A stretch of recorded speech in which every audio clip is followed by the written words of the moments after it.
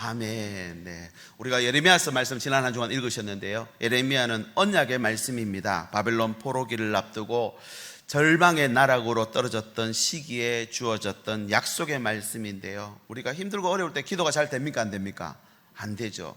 그런데 여러분, 하나님을 더 바라보고 더 기대하면 좋겠습니다.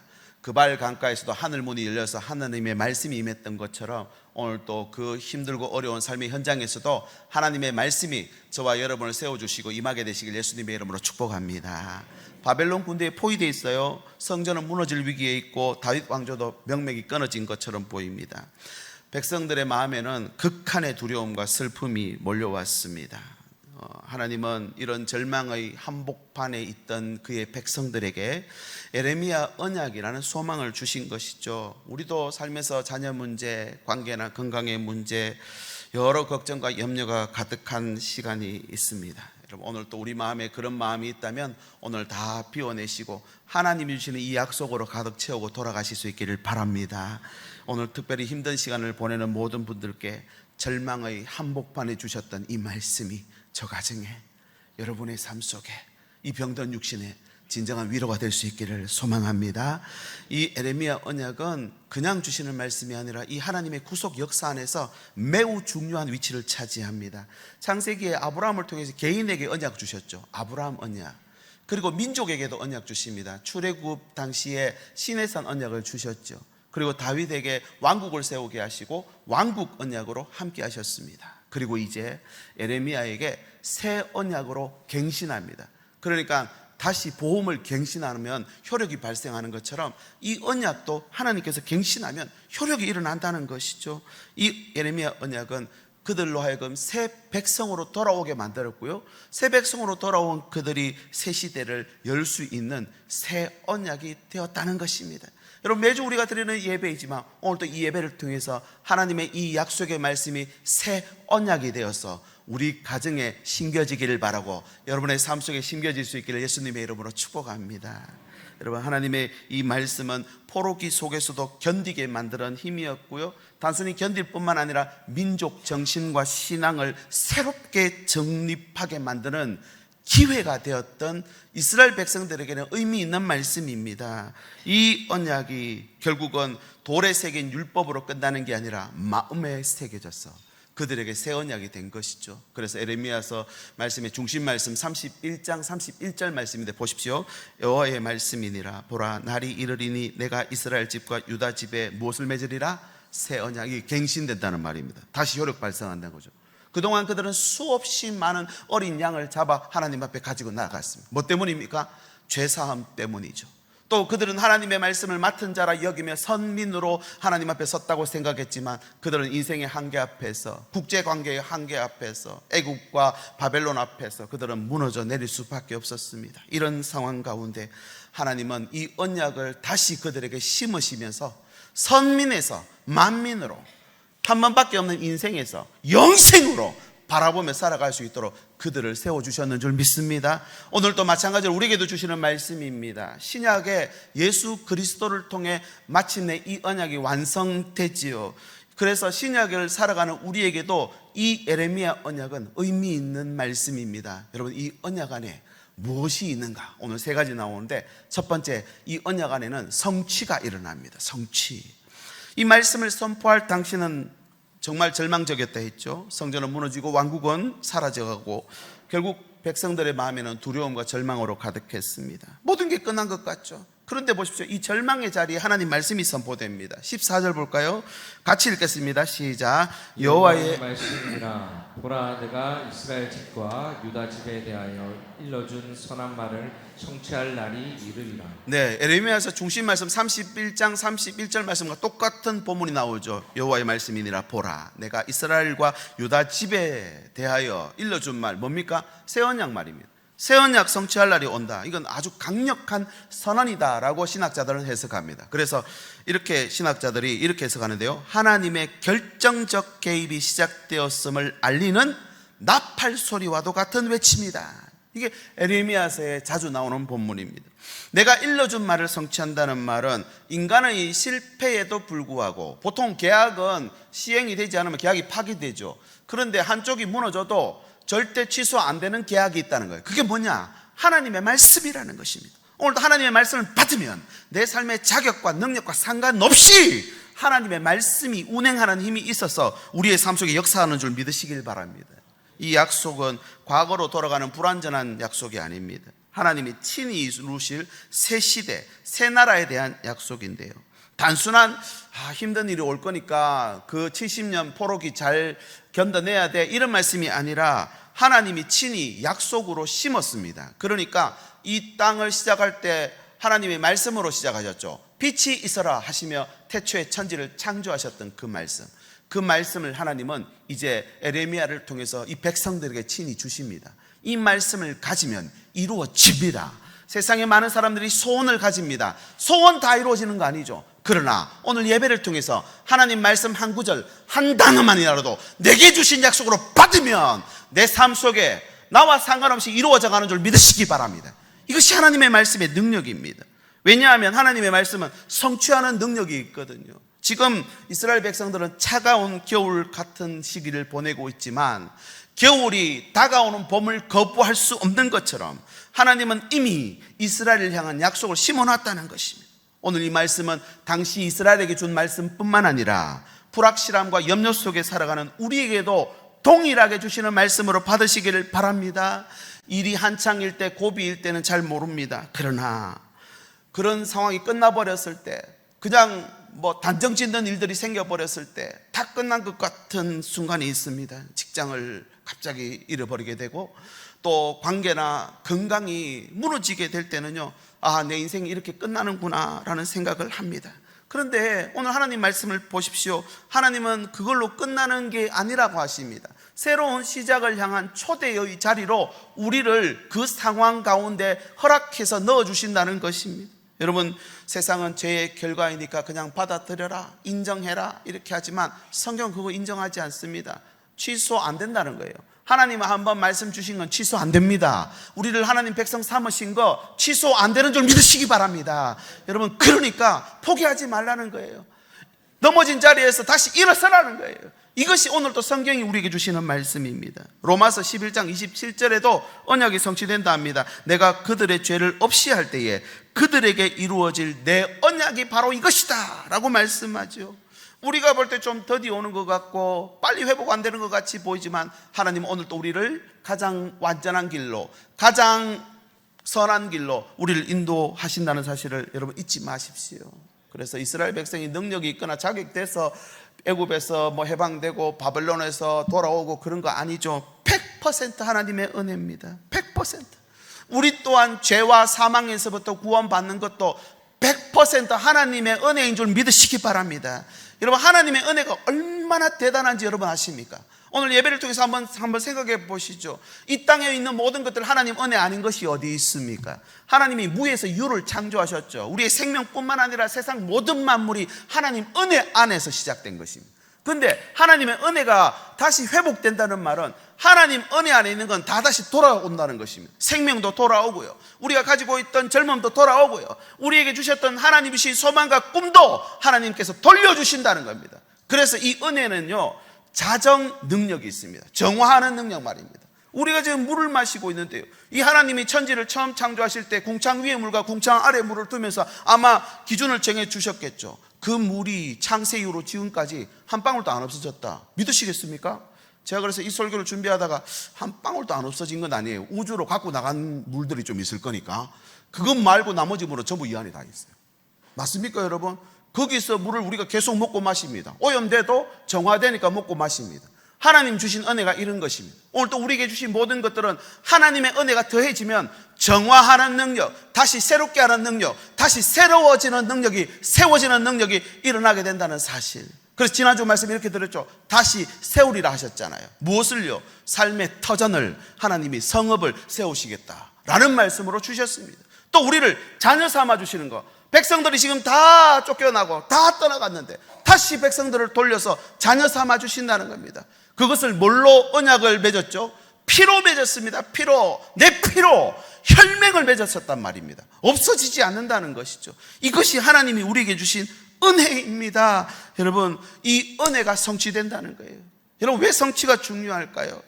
하나님께서 내가 이룬 것이라면 내가 책임져야 되지만 하나님이 주신 은혜는 하나님 책임지십니다. 하나님이 주시면 흔들리지 않습니다. 소멸되지 않습니다. 만일 하나님의 약속이 성취되지 않는다면 우리는 오늘도 죄와 사망 권세 아래 있어야 될 것입니다. 그러나 예수 그리스도의 십자가와 부활을 통해서 이미 하나님의 약속 성취를 제자들이 보았어요. 하나님의 약속의 성취를 뭘로 봤습니까? 예수님이 3일 만에 부활하신 그 모습을 보게 되니까 초대교회의 믿음을 가진 성도들은 세상이 감당할 수 없었다는 거예요. 하나님의 제대로 된 은혜를 보고 나니까 세상이 감당할 수 없는 믿음의 소유자가 되더라는 것입니다. 왜? 우리도 그렇게 부활할 걸 보았기 때문입니다. 구약에 예언된 메시아가 다시 이 땅에 오셨죠. 바로 하나님 나라의 시작을 알리셨어요. 회개하라, 천국이 가까웠느니라 하며 시작했고, 그 다음 하나님 나라를 예수님이 선포하셨고 하나님 나라로 변화되었다는 것입니다. 이미 하나님 나라가 시작됐는데 우리는 아직 세상 나라에 속해 살면 안 된다는 것입니다. 여러분, 이것이 바로 우리의 믿음의 근거이고 소망의 원천이 되어야 됩니다. 그런데 우리가 예배를 드리고 집으로 돌아가거나 일터로 돌아가면 바뀐 게 별로 없어요. 그러나 시작이 중요합니다. 삶의 한 절이라도 그분을 담기 위해 오늘도 그 말씀으로 시작하고 그 말씀을 선포하고 그 말씀의 변화를 우리가 삶 속에 느끼며 살아가며 하나님 나라가 확장되어 간다는 것입니다. 이것이 하나님 나라 겨자씨만한 이 씨앗이 땅에 심겨져 큰 나무가 되어 온 세상의 새들이 깃들 수 있는 나무가 되는 원리가 되는 것입니다. 여러분, 이 하나님 나라가 여러분에게 있으십니까? 이 하나님 나라는 하나님이 주신 약속으로 시작됩니다. 성경에 있는 66권 전체 말씀, 구약과 신약은 다 약속입니다. 저는 오늘날 성경책 읽다가 신약 성경, 구약 성경에 하나님 약속 몇 개나 되나 싶어서 세보다가 제가 포기했습니다. 왜? 전부 다 하나님 약속이에요. 전부 다 내게 주신 약속으로 받으면 돼요. 그 약속이 한 씨앗이 되어서 내 삶 속에, 우리 자녀들 속에, 우리 가족 속에 심겨지면 여러분, 하나님 나라가 시작되는 줄 믿으시기 바랍니다. 여러분, 결국은 이 하나님 나라가 그렇게 시작할 때 하나님 나라가 성취되는 것이죠. 아파서 병원에 가면 의사 선생님들이 라인부터 잡아라 이러시더라고요. 처음에는 저는 무슨 말인지 몰랐어요. 근데 간호사 선생님들이 바로 링겔을 가져와서 조그마한 바늘 여기다가 탁 꽂는 거예요. 아프죠? 근데 그 조그마한 바늘이 꼽혀놓고 나면요, 거기에 여러분 생명수가 들어옵니다. 우리를 치료하는 약 기운이 들어온다. 뭐 찢어진 거를 붙이고 꼬매고, 이거는 급할 때, 수술을 해야 될 때. 그렇고 나머지는요 전부 약으로 해결하더라고요. 이런 생명 라인이 잡히면요, 하나님의 말씀을 창세기부터 요한계시록부터 여러분 이 모든 말씀이 생명 라인이 되어 우리 가정에 심겨지면 그때부터 성취가 일어난다는 것입니다. 여러분, 이스라엘 백성들이 포로로 끌려가면서 깨달았습니다. 예레미야가 부르짖던 그 말을 우리가 왜 듣지 않았을까? 왜 불순종했을까? 이제 때는 늦었도다 후회했습니다.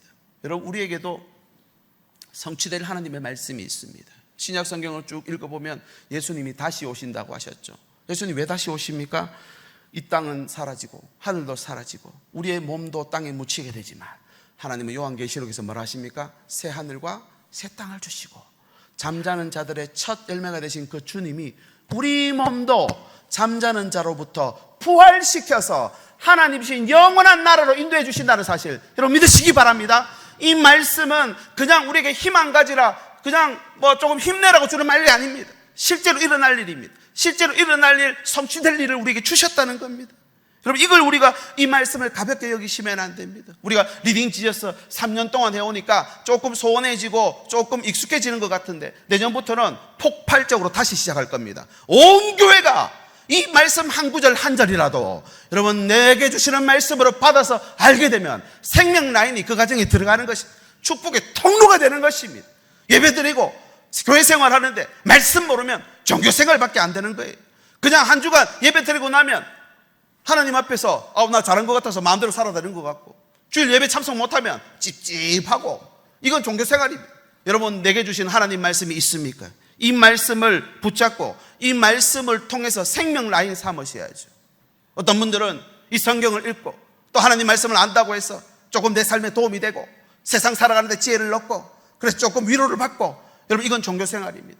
여러분, 하나님은 오늘 또 우리를 이 땅에서가 아니라 하나님이 영원한 나라로 인도하기 위해서 이 생명의 말씀 주셨는 줄 믿으시기 바랍니다.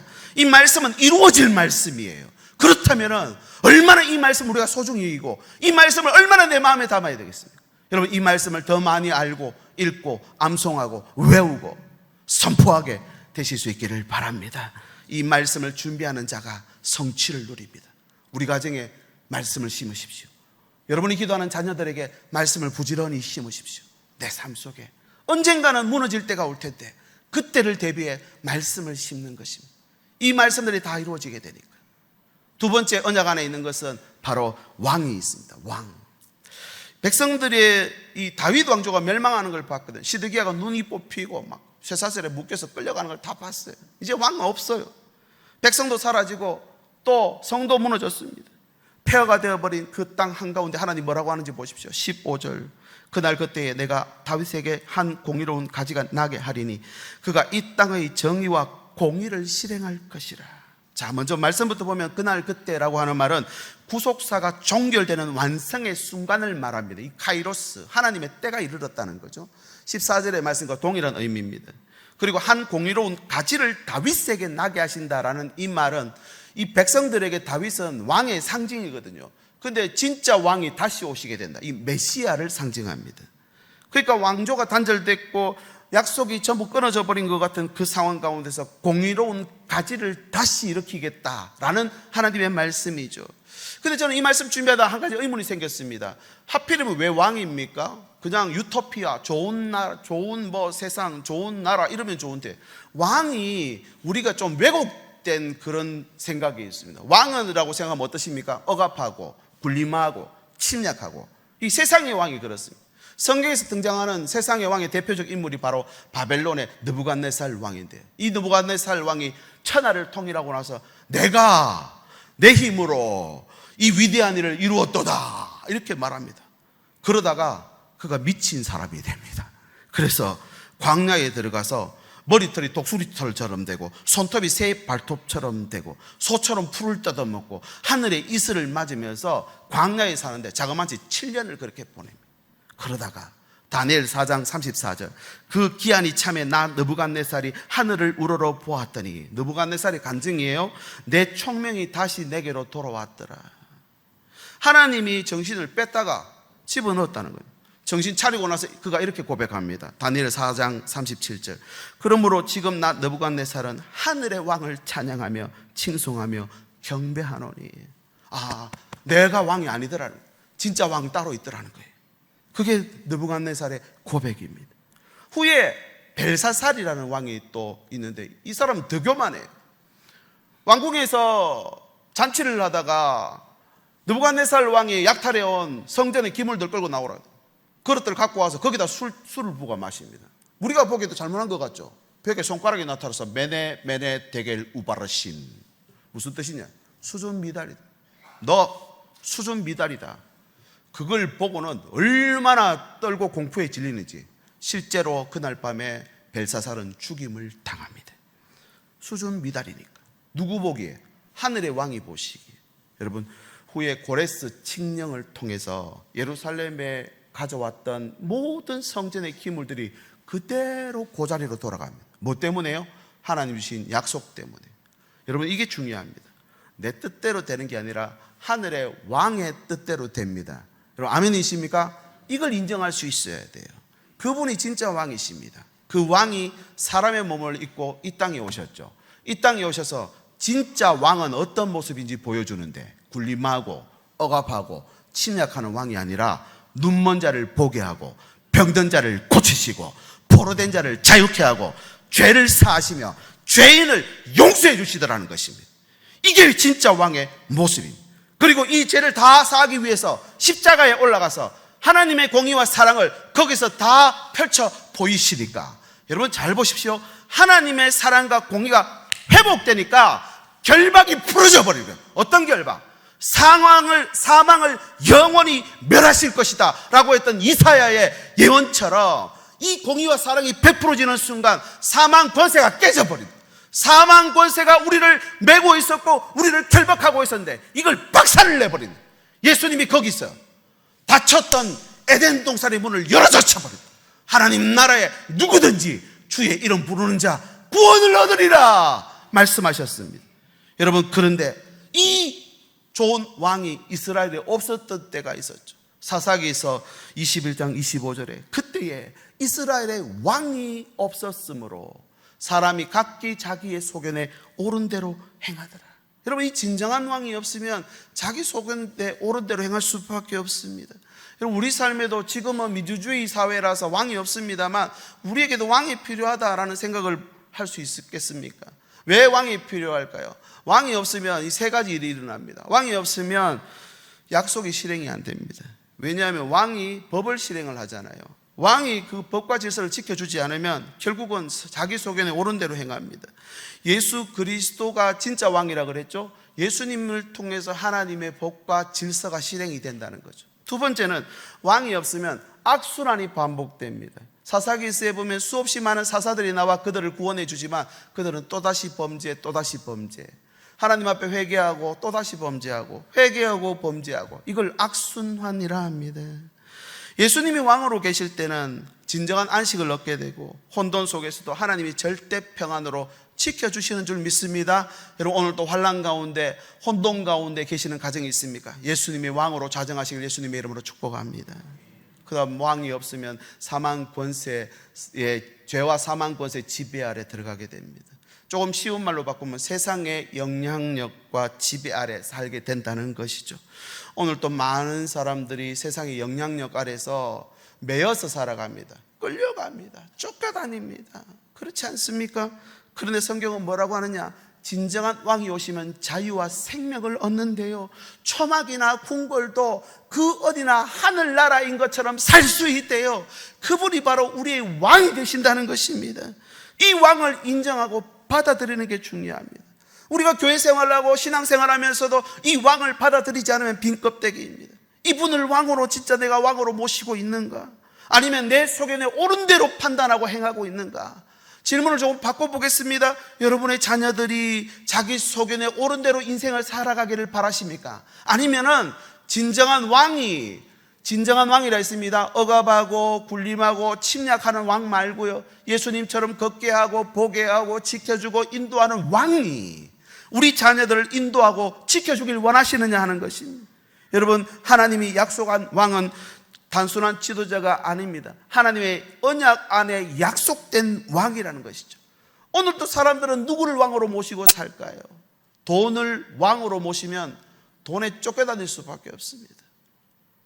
내 자신이 왕이 되어 있으면요, 처음에는 내가 원하는 대로 바라는 대로 하니까 괜찮은 것 같죠. 우리의 육신도 우리의 인생도 언젠가는 무너집니다. 무너질 때 우리의 인생도 같이 무너져 버립니다. 내가 무너지니까. 안 무너지는 거 붙잡아야죠. 예수님을 왕으로 삼으면 어떻게 될까요? 환난과 폭풍 속에서도 진정한 평안을 주십니다. 뱀과 정갈이 우글거리던 그 광야길에도 하나님이 구름기둥 불기둥으로 그들을 보호하셔서 결국은 요단강 건너 약속의 땅에 인도하시더라는 것입니다. 여러분, 이 왕이 필요하시지 않습니까? 우리 마음 보좌에 진정한 왕이신 예수님을 모실 수 있기를 바랍니다. 오늘도 산으로 들러 휴가로 사람들이 많이 다니십니다. 죄송합니다. 그분들에게 과연 왕이 있는가? 우리 주변에 있는 분들, 우리 가족들에게 진짜 왕이 있는가를, 아니 내 삶 속에도 진짜 왕이 누구신가를 한번 오늘 말씀을 통해 확인하면 좋겠습니다. 여러분, 이 왕을 통해 약속이 시행됩니다. 하나님의 법과 질서가 시행됩니다. 그래서 이 왕은 실행 버튼입니다. 우리 가정에 실행 버튼이 있느냐? 오늘도 주일날 말씀을 듣고 하나님의 말씀을 내 마음에 새기고 그 말씀대로 살고자 하는데, 이 말씀이 실행되려면 내 삶에 왕이 있어야 됩니다.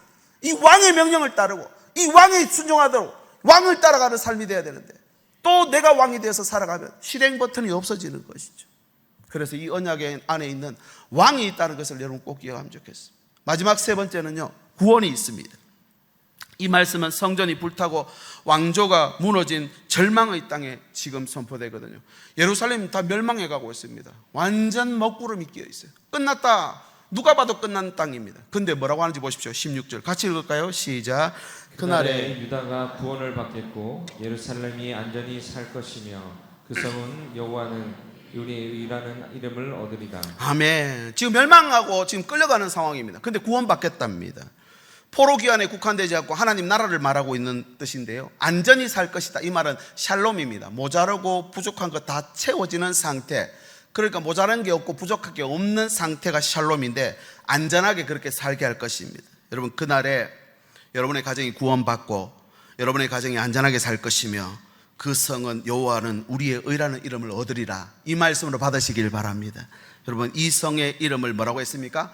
여호와는 우리의 의. 지금 뭐 공성전, 난공불락 예루살렘 성입니다만 지금 난리입니다. 전쟁터가 되어 있습니다. 한가운데 지금 서서 다 부서져 가고 있는 그 땅에서 하나님은 여호와의 의라라고 하는 옷을 입혀주시겠다 하십니다. 이걸 칼빈은 이렇게 말합니다. 우리는 그분의 의를 전가받음으로써 비로소 참된 구원에 이른다. 우리의 힘으로 그 구원을 얻고 쟁취하는 것이 아니라 우리에게 입혀주신다는 겁니다. 이 말을 조금 쉽게 풀어보겠습니다. 우리가 지금 입고 있는 이 옷 입고 천국 갈 수 있습니까? 못 갑니까? 못 가시죠? 그럼 뭐 입고 가시겠습니까? 홀딱 벗고요? 홀딱 벗고 못 갑니다. 그죠? 그래서 성경에는 그리스도로 옷 입혀주신다 했습니다.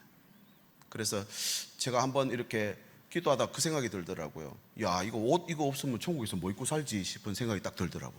그러다가 길가에 돌아다니는 고양이 개들 딱 보니까 털이 딱 이렇게 있잖아요. 예쁜 털들이.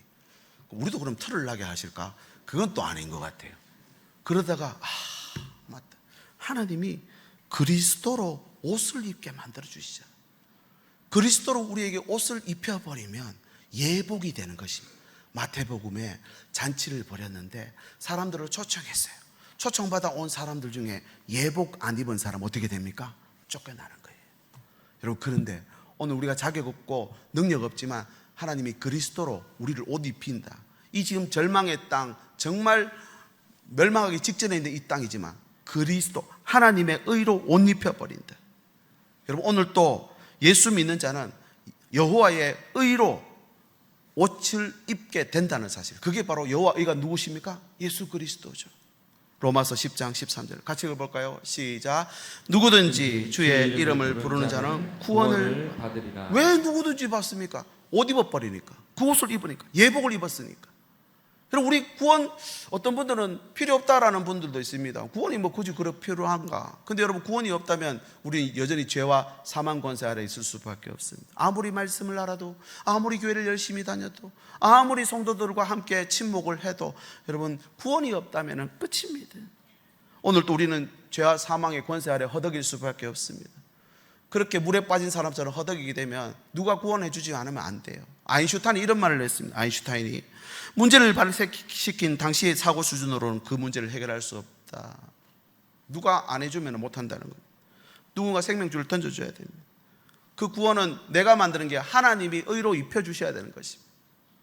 우리나라 전래동화에 보면은 해와 달이 된 오누이라는 이야기가 있습니다.